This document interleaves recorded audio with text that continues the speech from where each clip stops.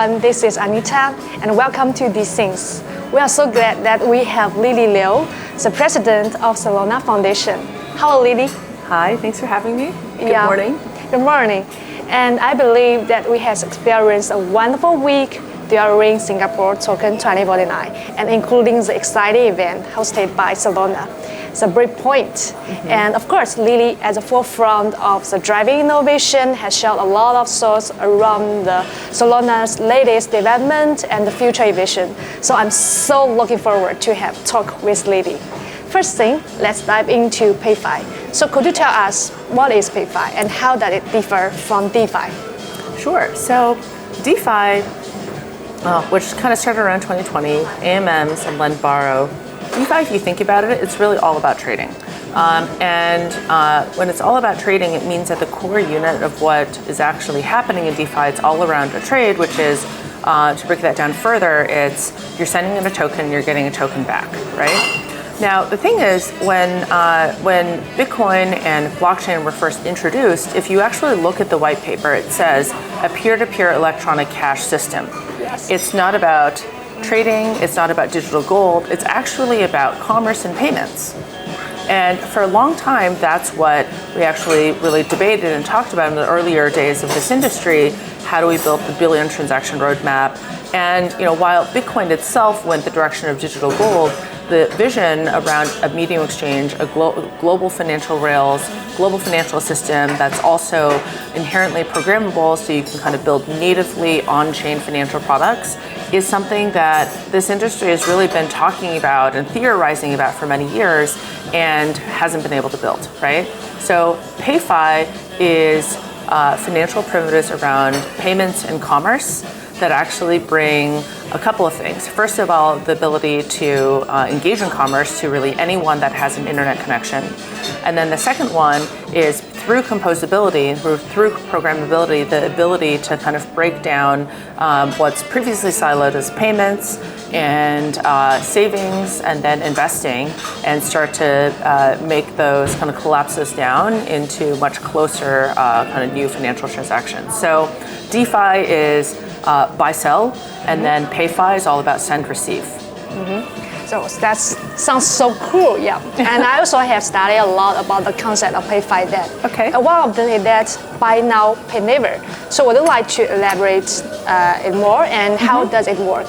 Sure. So this is an example in a retail setting of how you can start to take payments and savings and then investments and start to put them together.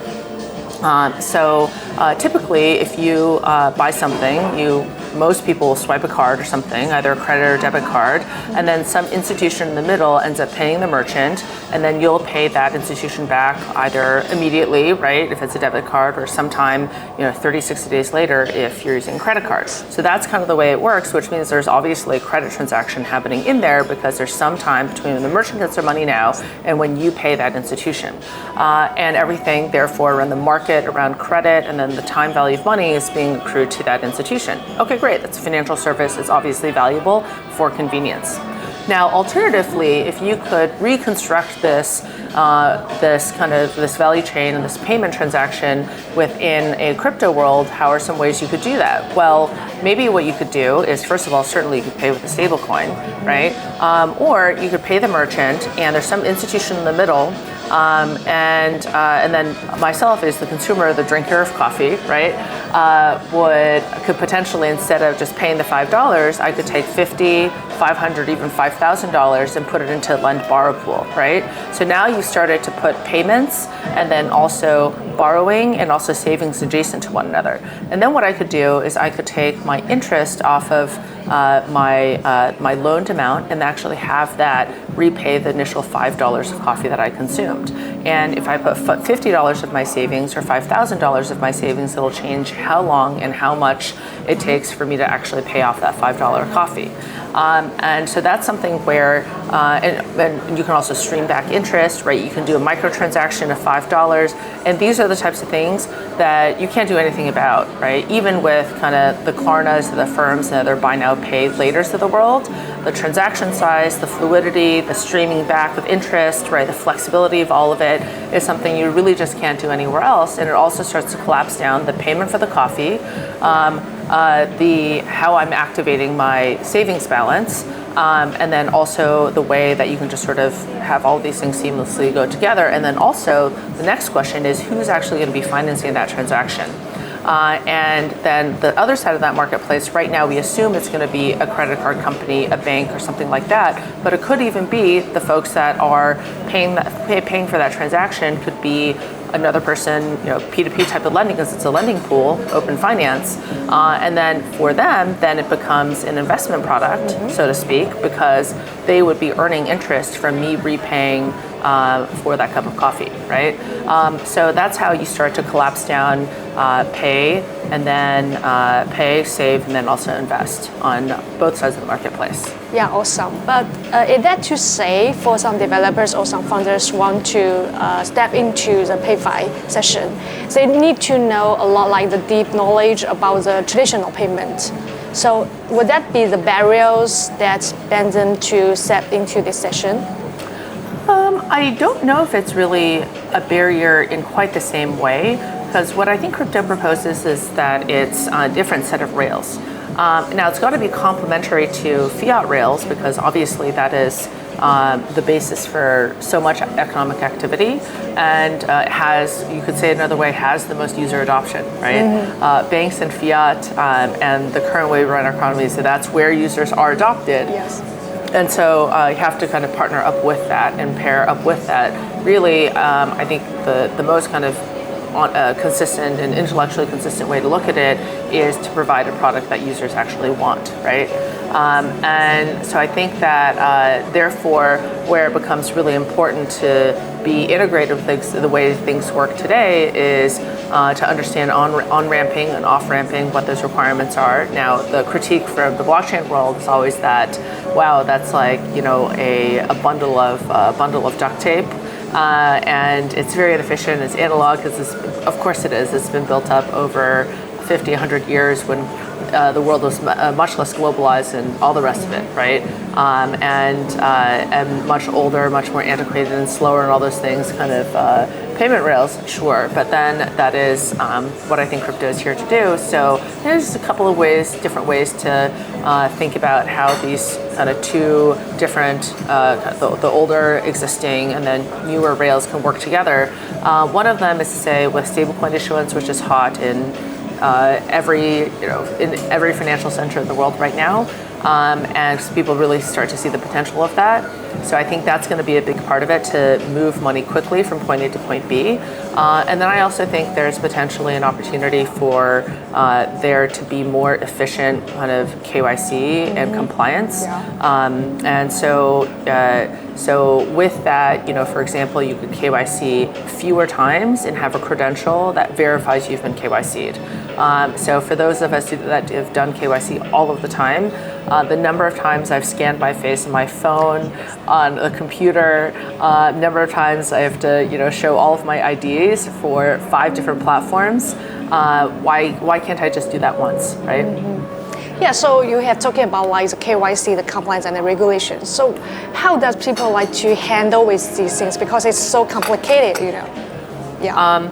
How do we handle which part?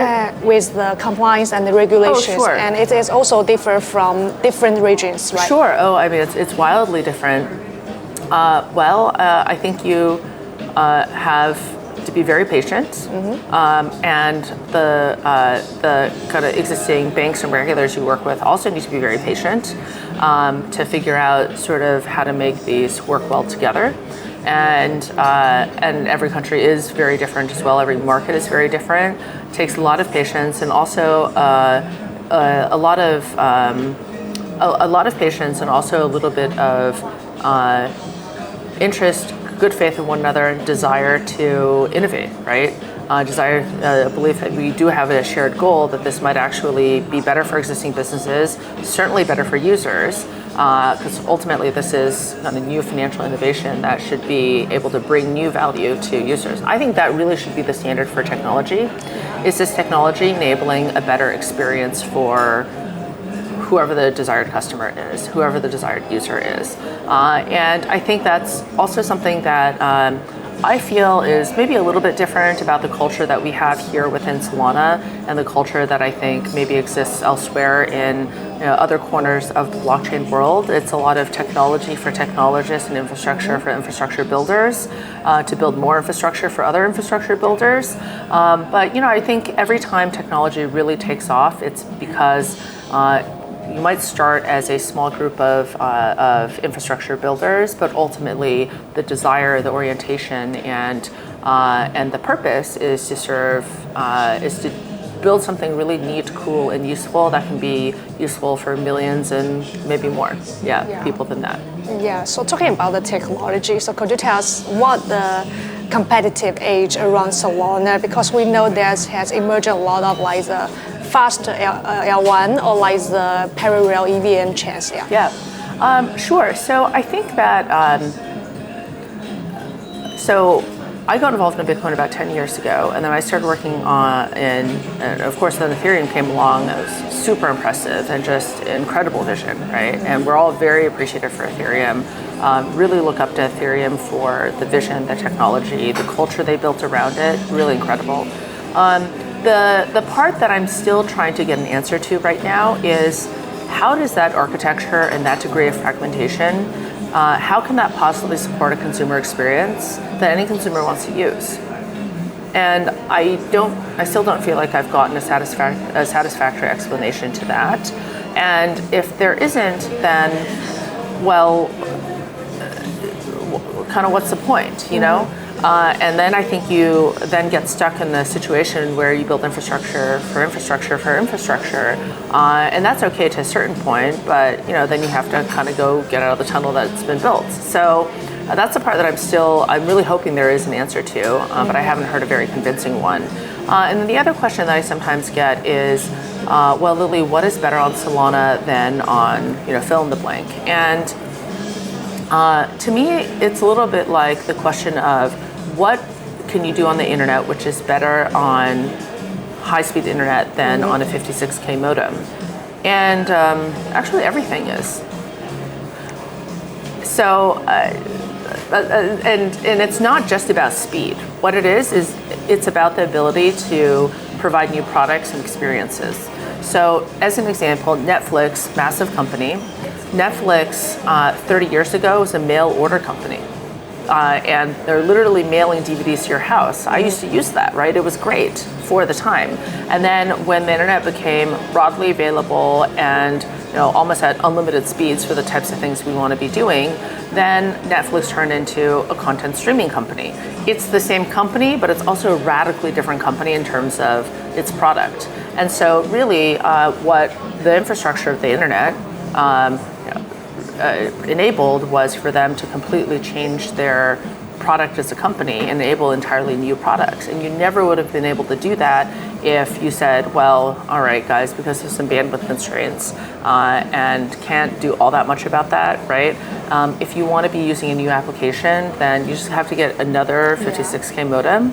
And so now you can use one for your movies and one for your music and one for your podcasts, and it'll be fine.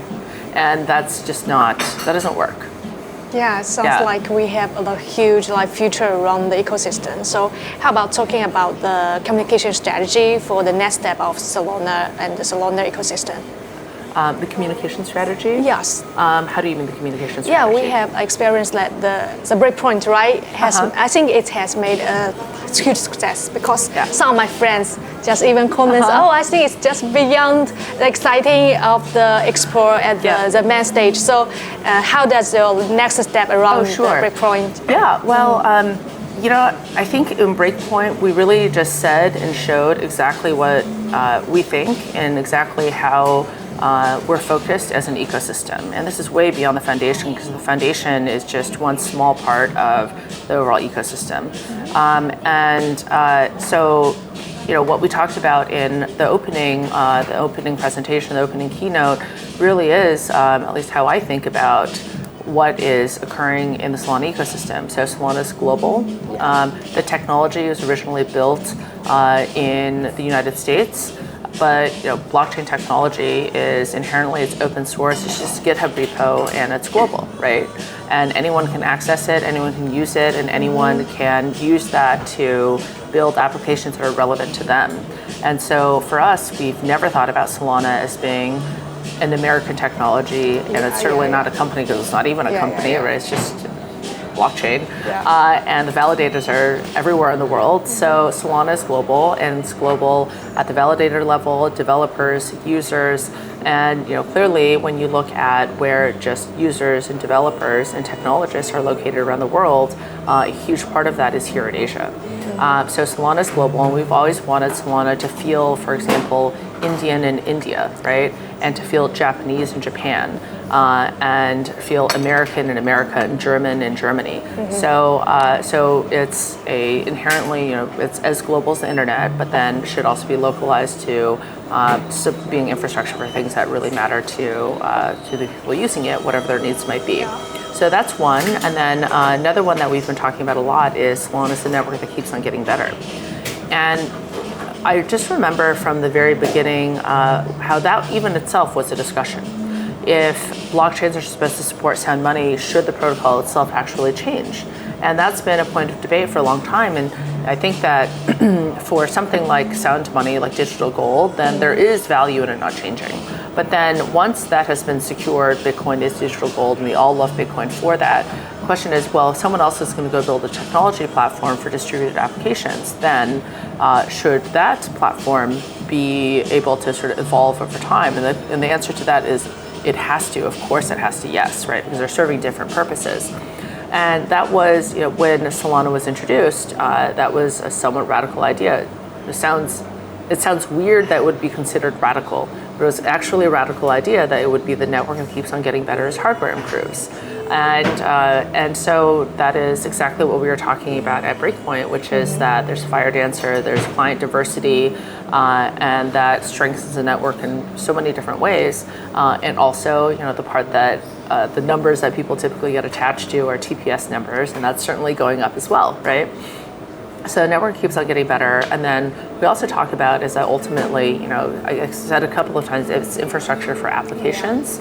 And as infrastructure for applications, then how is the tech getting better to make the use cases people want to use more available and kind of easier to build, better developer tools, and build more innovative products.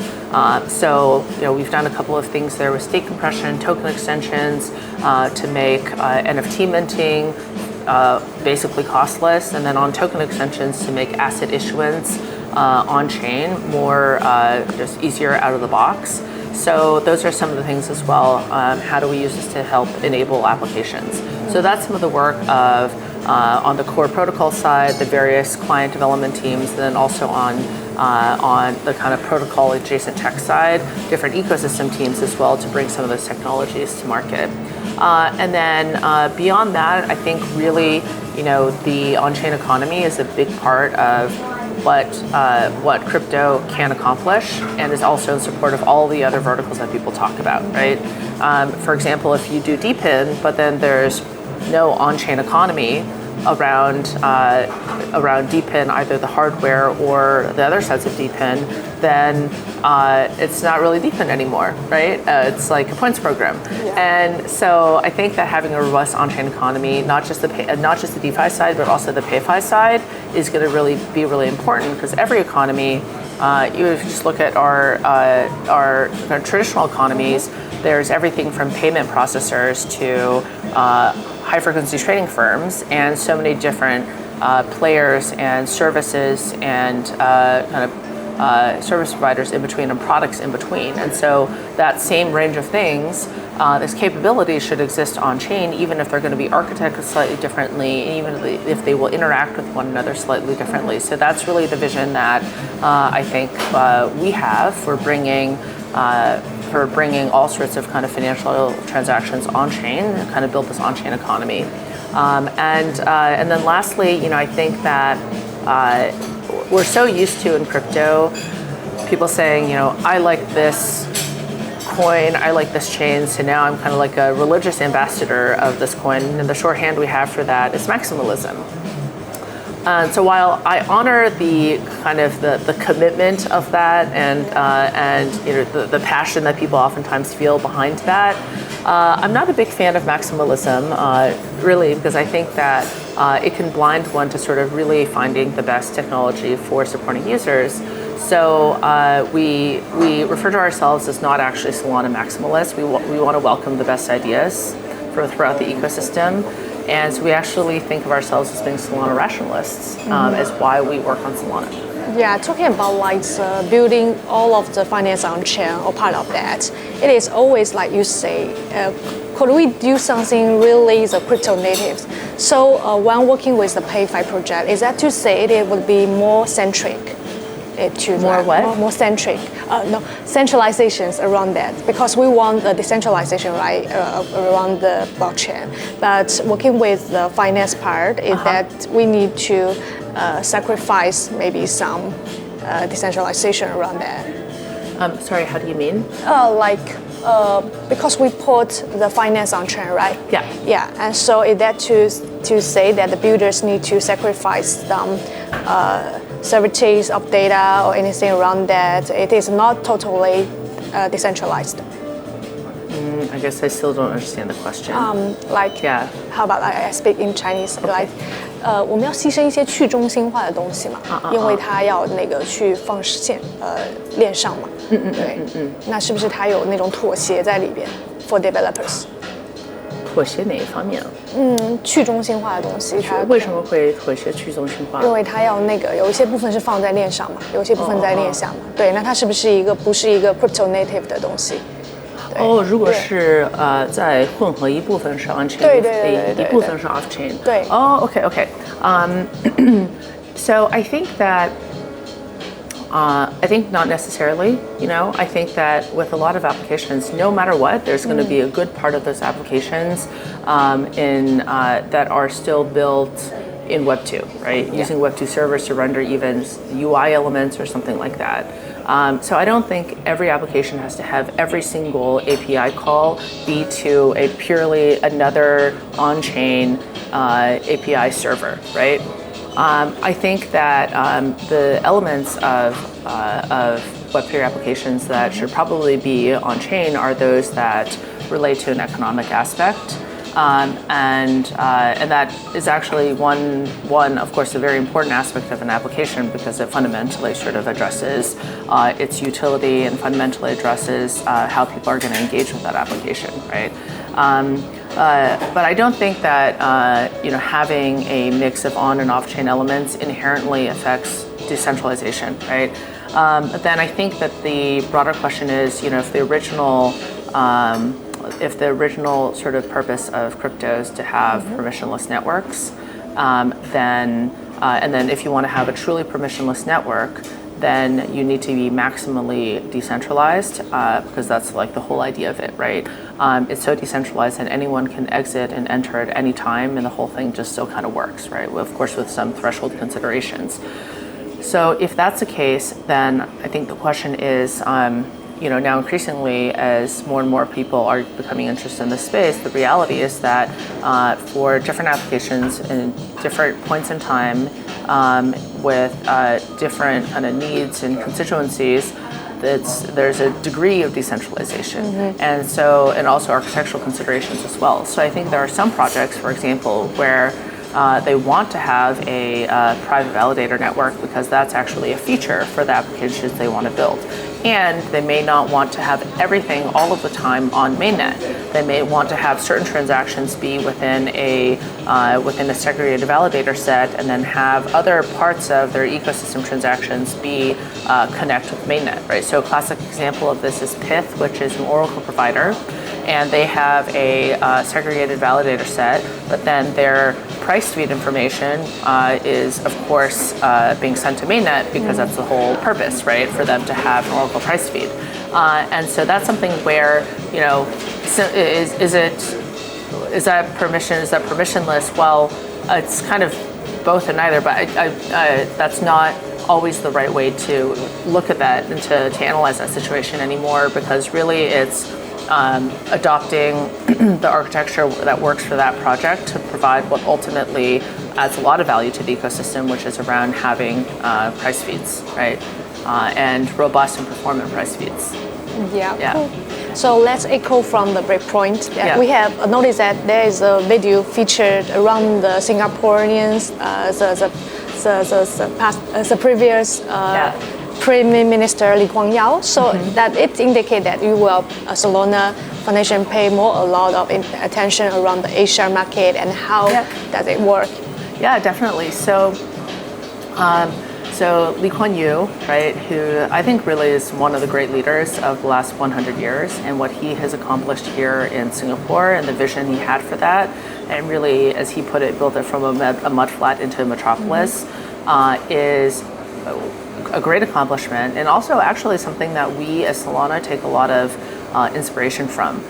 Because certainly a blockchain, it's a blockchain itself, it's a technology platform, but then it's also how do you characterize this community and this culture, this passion that people have for their blockchain? It's a very unusual thing, really. No one feels like that around other tech companies because these blockchains are not tech companies; they're a community, right? And they're fundamentally different from what people typically associate with tech, which rolls up into these basically oligopolies around the world that are very closed systems. Whereas in crypto, Bitcoin, no one owns it. There's just a lot of passionate people who are developing the ecosystem, and that is actually what makes a blockchain, right? If you try to corporatize a blockchain, it doesn't work. And so it's really all about sort of supporting community and fostering community and being a part of the community. Okay. So therefore, one of the reasons why I kind of took inspiration from Singapore is that ability to sort of build a productive city and also like a sense of citizenship in a place like Singapore, which is pretty hard to do. So I think part of it was we've really looked at sort of how Singapore, in places like Singapore, have built themselves into what we see today, and to build a city analogy, something that we've taken pretty seriously within the Solana ecosystem. And then on top of that, to me, it goes without saying why Asia is critical in crypto. In fact, I feel like Asia has always been leading the crypto industry, really? And that's something that to me, the different regions of the crypto industry around the world are almost themselves like each region or even each market is a little bit itself independent validator, if you will, because the whole analogy of you can enter into a permissionless network without knowing anything about the others, and yet sort of operate in concert with one another and operate with some sort of network level coordination, even if you know nothing about it. Sometimes I really feel like that's even the different markets within crypto, because I feel like the mutual awareness of for example, GMT +8 and then certain parts of the Western world, sometimes I feel like it's such a low mutual awareness. And so one thing that we wanted to help highlight and do our little part to help advance is, 40% of Solana's users are in APAC. 50% of our active developers, kind of our new developers, are in APAC. And then, as has always been true, 70% of global liquidity comes from originates here in Asia. And so, that's I don't know, the numbers speak for themselves. So yeah. So how do you like Singapore? And tell us about what exciting experience that happened in this 2049. So really, the way I see this week, it was Breakpoint week, and then Token 2049 also happened. So I see it the other way around, and I think a lot of people came to Breakpoint because maybe they happened to be here. A lot of people came specifically really just for Breakpoint, and I think that the experience of Breakpoint is very focused and very focused on applications, right? And actually, a number of applications, a number of product announcements that are not from the Solana ecosystem also showed up. Now, they have a relationship to the Solana ecosystem, but some of the things that we saw from Stacks, from Polaris, from the Cosmos community, right? And then also WorldCoin was on stage with us, Filecoin. because that's really the way we see it. We're rationalists and want to bring together a community of folks that are building really useful applications and building really useful capabilities. Anyways, so I think that Singapore has always been that intersection point by design, really. That intersection point between East and West, right? Mm-hmm. And I think that we've seen that absolutely be reflected in also the composition of the crypto community here as well. And it's now, Singapore has been for quite a number of years now, kind of been like a focal point epicenter of the global blockchain ecosystem, and probably one of the places where East and West actually really do come together, right? So that for us was an obvious choice, and we thought, okay, we're going to do our first breakpoint in Asia. You know, you plan these things quite a bit ahead of time. So last year we thought, well, you know, we're going to do it in Europe again. We can't do it in the US because visas are too difficult. Can do it in Europe because it's kind of like time zone central, and visas are difficult but kind of doable, right? US is impossible for many people. And then we thought, okay, well, we've done Europe for 3 years, and Europe is, you know, relatively easy to get to, but weather's also not very good in November. So we thought, we really insisted that we do an APAC this year, and so that was like a firm commitment from our side, and interest, and kind of really resolute desire to do so for a long time now. Yes, that's cool. Yeah. We're so looking forward to the next breakpoint happening in Singapore, like all around the world again. Yeah, so our next one's going to be in Abu Dhabi next year. Yeah. We already announced that. It's going to be in December in 2025. And then after that, well, having about 2 years ahead, only 1 year ahead. But for me, you know, this is, and also for me personally, I've spent a lot of time in APAC before. So being able to support this community and help bring the global community together is really essential. And in APAC, everyone knows, you know, it's a robust capital market, it's a robust talent market. Some of the best app developers in the world, some of the best developers, period, in the world. And I think there's really only kind of two parts of this market that really have depth in both capital and then also in talent. And so one of those is kind of like the English-speaking world, kind of centered around the US, and then the other one is the Chinese-speaking world that is centered sort of in various places in GMT+8. So. Oh, so that's cool. I think today's all of the questions have done. So you have also like mentioned this Chinese speaking. So how about like to use Mandarin to also say hello to our audience? Yeah. Oh yeah. 大家好，很高兴被邀请跟 FT Chinese 一起吃早饭。那么。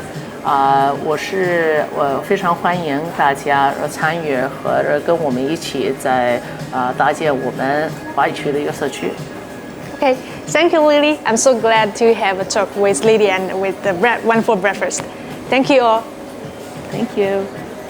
谢谢 Lily. 好，谢谢，谢谢。